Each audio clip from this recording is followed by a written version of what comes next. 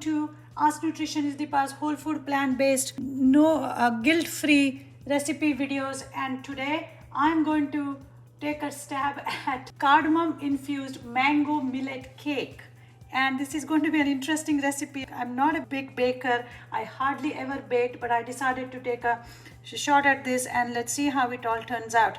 The ingredients are pretty simple. There are quite a few of them, but nothing out of ordinary. 2 1/4 cup of cooked millet, 1 1/2 cup of chopped mango. I have flax egg. The recipe for the flax egg is on my YouTube channel. Make sure to watch it. But basically 3 tablespoons of flaxseed and 7.5 to 8 tablespoons of water mixed together, and it looks and starts to feel like an egg. Then I have 1/3 cup of honey, 1/4 cup of coconut oil. I have a tablespoon of lemon juice, 1/3 cup of unsweetened coconut milk, and I've taken the canned coconut milk and added water to it to make it milky consistency. Half a teaspoon of salt, 1 tablespoon of baking powder, some crushed cardamom, vanilla, and 1 1/2 cup of all-purpose pumpkin seed powder. I also have this recipe on how to make all-purpose pumpkin seed powder on my YouTube channel. Make sure you watch that. You can also substitute the pumpkin seed powder with the almond meal. The recipe again is on my channel. Basically, I wanted to make something healthy as well as nut-free, and hence I decided to substitute the almond flour with the pumpkin seed. Now, in order to get the recipe going, I've already made my flax egg, which is right here.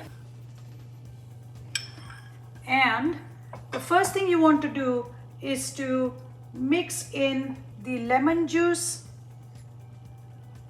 in the coconut milk, okay, and just whisk everything together and leave it out there for a minute or so until you get everything else ready.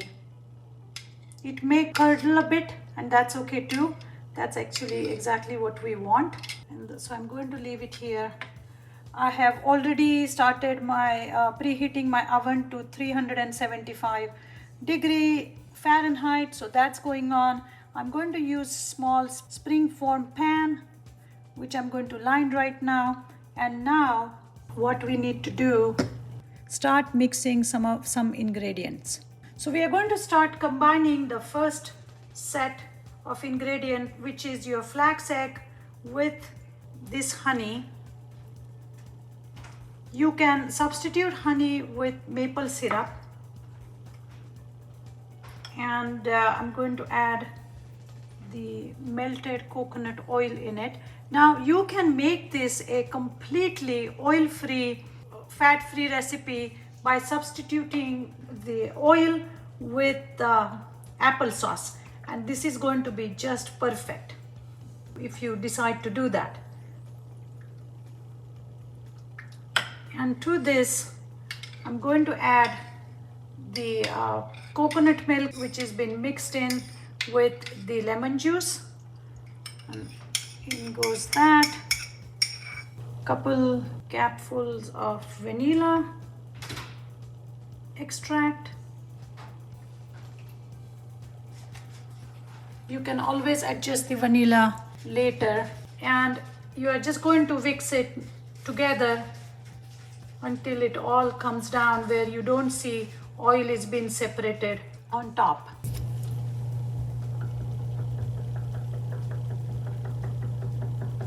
So now you can see all the liquid ingredients are mixed in well.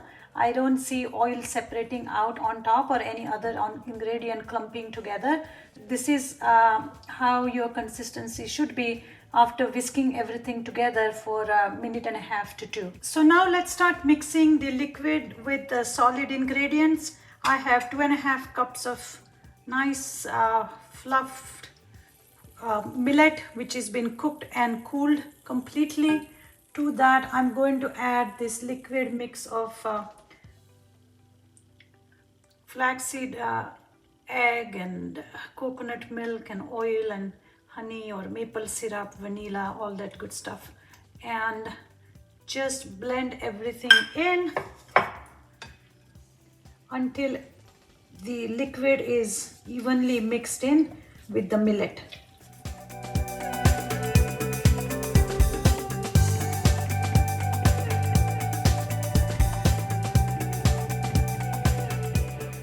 To this, I'm going to add the salt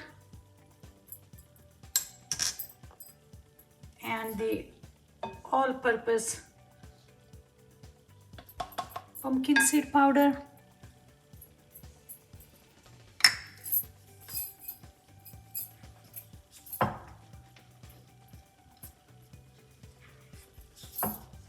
And mixed it in. Now, if you feel the batter is little too thick, then just add a couple tablespoons of small amount of water. But again, you don't want to add too much water either. You are not looking for a very runny batter here. So I'm just going to keep mixing this in for a few seconds and add maybe a tablespoon of water. So basically just adding the water up by just rinsing my flaxseed egg bowl, because you just need enough water, because we are going to now add baking powder.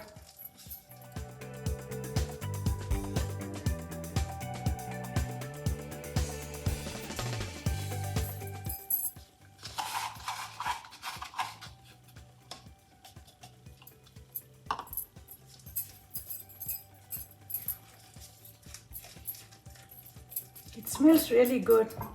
Oh, I forgot to add the cardamom, but I could smell the cardamom. So the cardamom is coarsely ground, not powdered, because you want to kind of bite on that cardamom seed as you are enjoying this cake.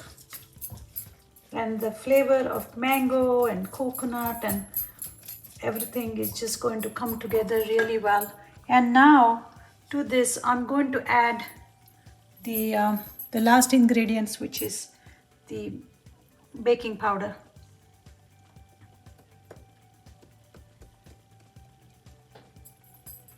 Keep mixing in.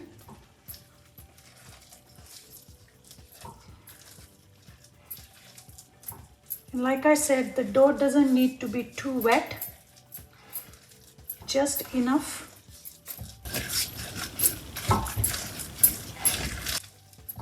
If you feel it's way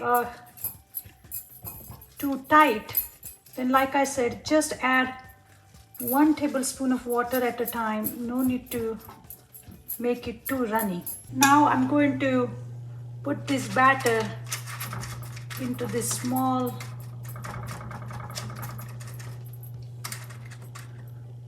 spring form containers. I divided the batter into 4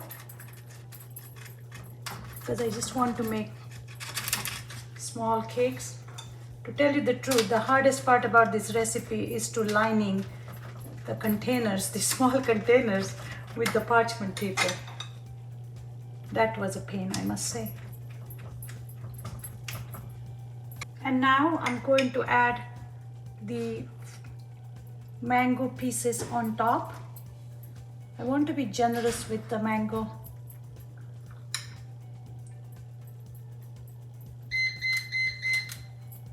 And then I'm going to put it in the oven for approximately 50 to 60 minutes until the center of this cake comes out dry.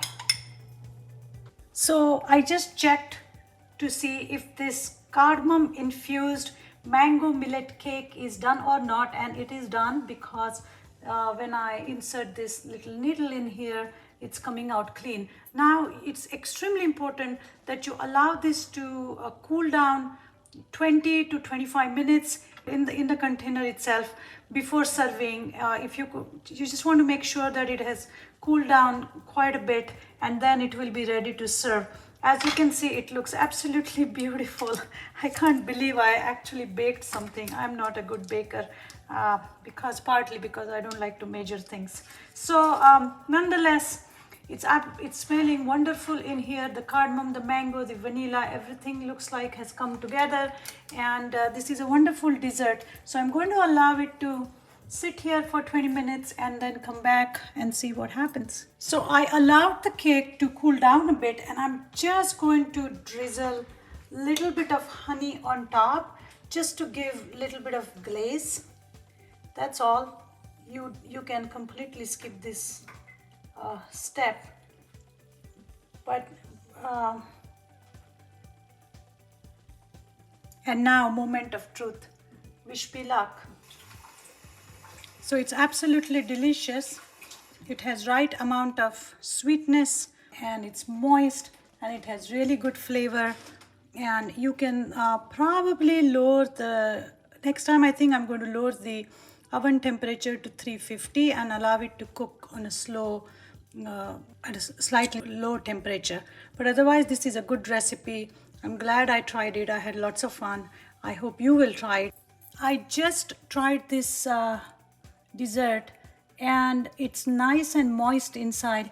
It has more a pudding like consistency than cake, so I think I need to rename it as Cardamom Infused Mango Millet Pudding, because it's moist but it doesn't taste raw. It has really nice flavor and a bit of a, like I said, like a pudding souffle type of consistency, and it's absolutely delicious.